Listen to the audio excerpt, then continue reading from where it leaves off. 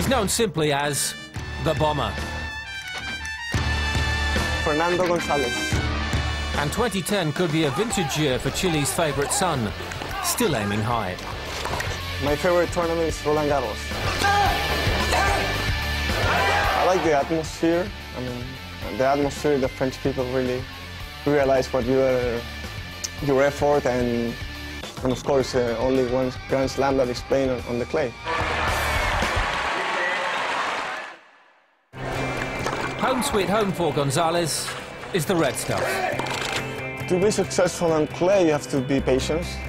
I mean, that's really important. On the clay court, the ball is going to come back, and you have to make a lot of first serving and be patient. I mean, your chance is going to come. 2007 saw Gonzalez become only the fourth Chilean to reach a Grand Slam final. He lost to Roger Federer in Melbourne. But his status back home in Santiago as one of Chile's greatest ever sportsmen had been confirmed. South America have a lot of good players. I mean, I've been in the top players for a couple of years, but I enjoy tennis, you know. I always just try to play. When you're that exceptional, there is a price, the pressure of carrying the burden of the flag. Sometimes it's tough because you have your private life. But I mean, I really like when the people came to me and they say, I mean, keep going, I mean, we love you, because I mean, you not only because you win matches, so because you give your 100% every time, and that's really valuable for me. Gonzalez is also that rare thing, a tennis Olympic gold medalist. He won in 2004 in Athens, and then carried Chile's flag in Beijing. The Olympics, I mean, my best memories in tennis, I think.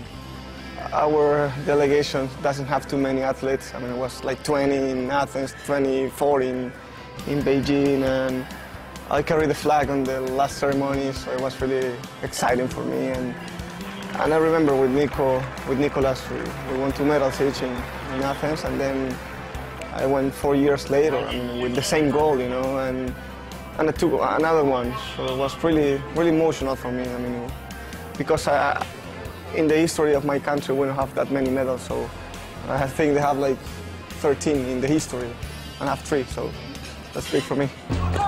One of the biggest factors in Gonzalez's success has been his massive forehand. It's a match-winning weapon, all on its own, widely credited amongst his peers as the most destructive forehand on the tour. I always thought that it wasn't hard enough when I was like 8 years, 10 years. Especially when you're going under 14 and then under 16, you saw that the people are stronger. So I tried to hit it harder and harder. But I never realized until when I turned pro, you know. But I tried to use a lot of my body, I mean my legs, try to be always on the ball and have to be with a lot of acceleration on the hand. At the end, it's really important. I mean, and no fear. I mean, if you miss, you miss. As well as Olympic and Grand Slam success, Gonzalez has sampled the highs of playing in the season finale. In his one appearance at the ATP World Tour Finals in Shanghai in 2007, he defeated Roger Federer.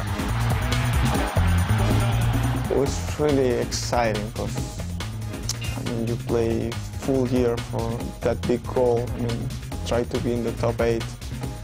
The best tournament of the season because, I mean, you play round robin. It's the only tournament that you can lose and you can still win the tournament. And you play only with the top players, and you have to play really good if you want to have a good tournament. Now to stay fit and hungry. At his best, Fernando Gonzalez is a match for anybody. Next week on ATP World Tour Uncovered, Israel's #1, Dudi Sela, talks tennis and his inspiration, Amos Mansdorf. And he was a US Open and Wimbledon finalist and a Davis Cup hero, Frenchman Cédric Pioline, on life after tennis. Until then, don't forget to log on to atpworldtour.com for your 24/7 breaking news. See you next week.